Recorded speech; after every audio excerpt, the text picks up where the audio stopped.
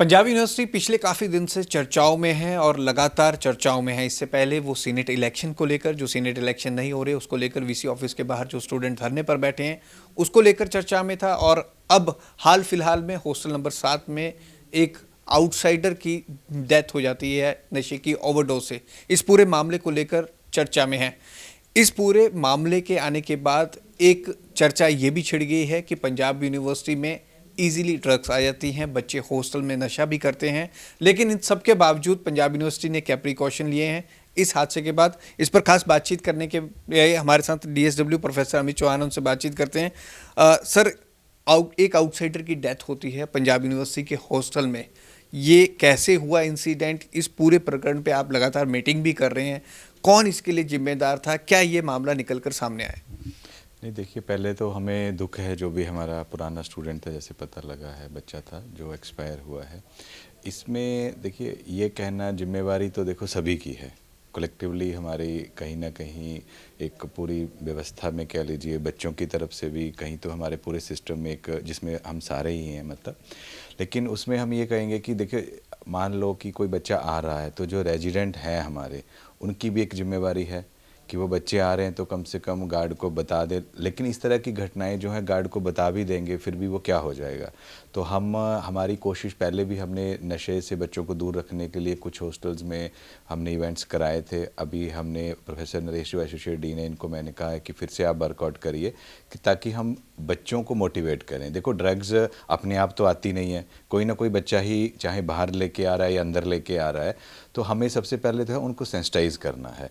और मुझे लगता है यदि बच्चे सेंसिटाइज़ हो जाएं, जो स्टाफ वहाँ ड्यूटी पे है, और बहुत बार क्या होता है हम स्टाफ को कह देते हैं, लेकिन क्या है, हमारे हॉस्टलों में स्टाफ एक ही है, उसको पूरा हॉस्टल भी देखना है। और बच्चे यदि मान लो वो कॉरिडोर में कहीं चेक करने चला गया तो गेट खाली हो गया, 4 बच्चे आ गए तो पीछे से कोई निकल गया, तो इस तरह से भी हो सकता है कि वो चला गया या वो खाना खाने गया है, कहीं गया है, तो एंट्री हो गई हमारी। तो उसमें भी हम कोशिश कर रहे हैं कि जैसे हमारे गर्ल हॉस्टलों में क्या एक अटेंडेंट होता है, गार्ड अलग है, अटेंडेंट हमारे पास, लेकिन बॉयज़ हॉस्टलों में हम देख रहे हैं अटेंडेंट नहीं है। तो मेरी काउंसिल के मेंबर से भी बात हुई है, वीसी मैम से भी बात हुई है कि हमें एक पूरा चेक रखने के लिए कि आ कौन रहे हैं, इसके लिए हम एक अटेंडेंट बॉयज़ हॉस्टल में भी शुरू करें। और दूसरा, उनके आने से एक तो एंट्री हो गई, दूसरा क्या है, गार्ड हमारा जो है वो कॉरिडोर्स में जाके रात में कोई रूम की लाइट जगी है या कोई हल्ला आ रहा है तो वो चेक भी कर सकता है, उसको डर नहीं है फिर नीचे कुछ हो जाएगा। तो वो मुझे लगता है एक हमारा मेजर स्टेप रहेगा। उसके बाद हम लोग एक बॉयज़ वार्डन की इमीडिएटली मीटिंग हो चुकी थी हमारी, जिसमें हमने उनको कहा है कि 2 टीम्स बना के आप चेकिंग करिए। प्लस हमने आज पूरे वार्डन्स की, फीमेल, गर्ल्स, बॉयज़ सभी की हमने मीटिंग रखी है।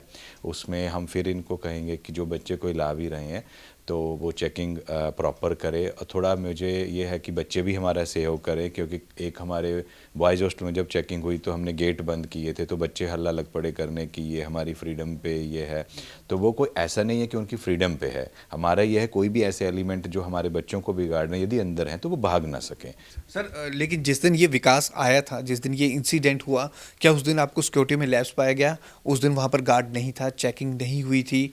वो कहते हैं कि नशा भी वो स्पेशली वो लेकर गया, और 3 बार वो आता है, अलग अलग टाइमिंग पर आता है, रात को 9:30 बजे, 1 बजे, उसके बाद 3 बजे वो आता है। और ये तीनों ही बच्चे आउटसाइडर थे। नहीं, देखिए, बच्चे जो ऐसा है कि जो पहले ये था हमें कि ये बच्चे हमारे शायद पुराने स्टूडेंट रहे हैं जो जिसकी भी डेथ हुई है। तो कई बार क्या होता है कि क्योंकि हमारे हॉस्टलों में 3 दिन के लिए विजिटर्स अलाउड हैं, तो गार्ड को यूँ कई बार होता है जी पुराना स्टूडेंट है, कई बार बच्चे कह देते हैं कि रिन्यू कराना है मैंने, क्योंकि हमारे यहाँ क्या है, हमने बच्चों की रिक्वेस्ट पे 30 नवंबर तक एक्सटेंशन दी हुई है रिन्यू कराने की। तो वो गैप पीरियड भी था अभी कि जी मैंने तो रिन्यू कराना है अभी, तो इसलिए गार्ड ने चाहे पूछा भी हो, उसने कह दिया और रिन्यू होना है, तो वो भी एक इंसिडेंस हो सकता है। या गार्ड उस टाइम था वहाँ पे या कहीं और गया हुआ था, क्योंकि एक गार्ड है, सब जगह जाना है उसने, तो वो भी एक पॉसिबिलिटी है।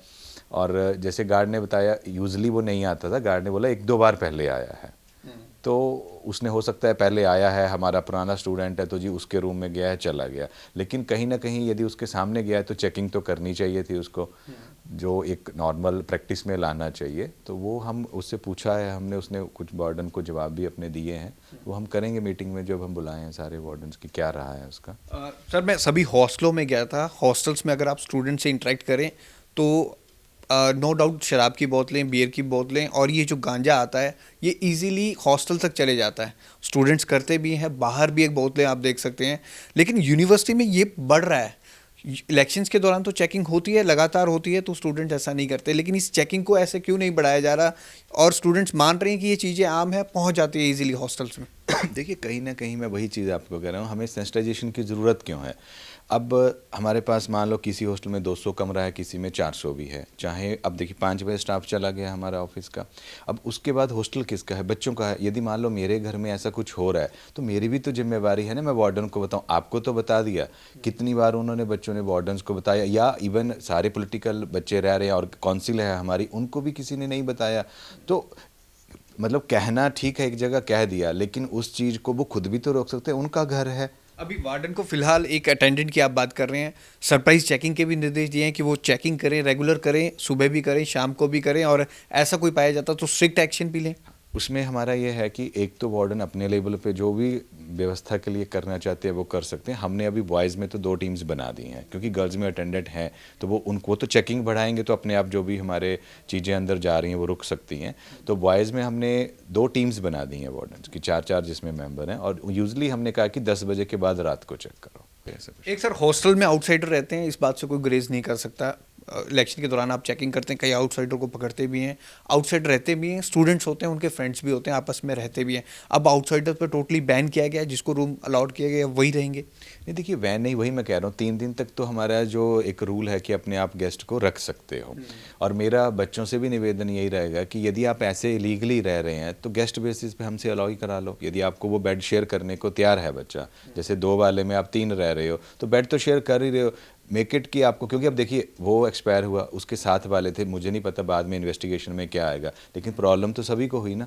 तो अब जो बच्चा रख रहा है उसको अपनी प्रॉब्लम से भी बचना। कल को देखो दूसरे पेरेंट्स भी कहेंगे कि हमारे बच्चा आपकी वजह से गया, और उसके मन में पूरी लाइफ वो गिल्टी रहेगी।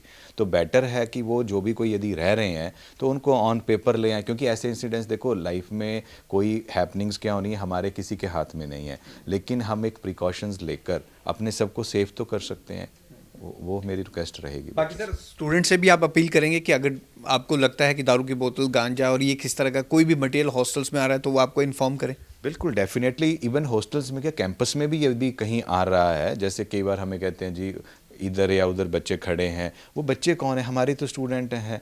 तो मैं तो कहूँगा मुझे या काउंसिल को आप कभी भी किसी भी टाइम पे बता, चीफ सिक्योरिटी हैं हमारे, कभी भी कॉल करो, यदि कोई रिस्पॉन्ड नहीं कर रहा तो मुझे बताइए। सर, कोई हेल्पलाइन नंबर भी आप जारी करेंगे कि स्टूडेंट इजीली कंप्लेंट कर सकता है? ऑब्वियसली है, स्टूडेंट हर किसी को नहीं। कुछ हेल्पलाइन नंबर तो चीफ सिक्योरिटी ने पहले ही किए हुए हैं, बाकी वार्डन्स के हमारे नंबर पब्लिक डोमेन में है, हर बच्चे के पास होने चाहिए, साइट पे लगे हुए हैं, तो वो वार्डन्स को हमें कभी भी कॉल कर सकते हैं कोई ऐसा। और मुझे लगता है कि यदि उनको लगता है कई बार कोई पिक नहीं कर रहा है, देखो कई बार क्या होता है, वो रात को हो सकता है कहीं फ़ोन चार्जिंग पे लगा है या कहीं बिजी हैं, तो आप मैसेज तो ड्रॉप जरूर कर दीजिए, ताकि जब भी वो देख रहे हैं तो उनको पता तो चल जाए कि ऐसी कोई इश्यूज़ हुआ है। बहुत बार क्या होता है, एक बार फ़ोन नहीं किया जी फ़ोन तो उठाते ही नहीं हमारा, कहीं कोई काम में भी सहार, किसी की अपनी फैमिली या रिस्पॉन्सिबिलिटीज़ होती हैं, चाहे वो काउंसिल के मेंबर भी हैं, पता लगा बहुत ज़्यादा फ़ोन आ रहे हैं, एक जी नहीं पिक हुआ, तो मैसेज ड्रॉप कर दो कि अर्जेंट या something is happening like that in the hostel, ताकि जब भी वो उसको देखते हैं वो कंसर्न्ड गार्ड को या चीफ सिक्योरिटी को इन्फॉर्म तो कर सकें ऐसा कुछ हो रहा है।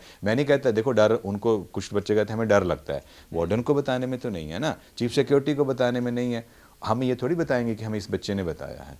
तो इस तरह से हम चीज़ों पर कंट्रोल कर सकते हैं। ठीक है।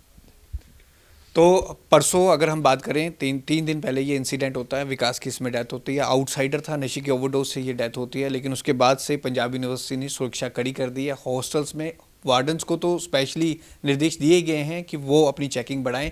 इसके साथ ही साथ डीएसडब्ल्यू ने एक खास अपील स्टूडेंट से भी की है, अगर आपको लगता है कि आपके आसपास कहीं रूम्स में ड्रग्स पहुंच रहे हैं और यहाँ पर ऐसा कुछ हो रहा है, तो वो इमीडिएटली उन्हें भी कंप्लेंट कर सकते हैं, अपने वार्डन्स को भी कंप्लेंट कर सकते हैं, ताकि इसे रोका जा सके। कैमरामैन अनिल के साथ भगवत सिंह, पंजाब केसरी, जगबन टीवी, चंडीगढ़।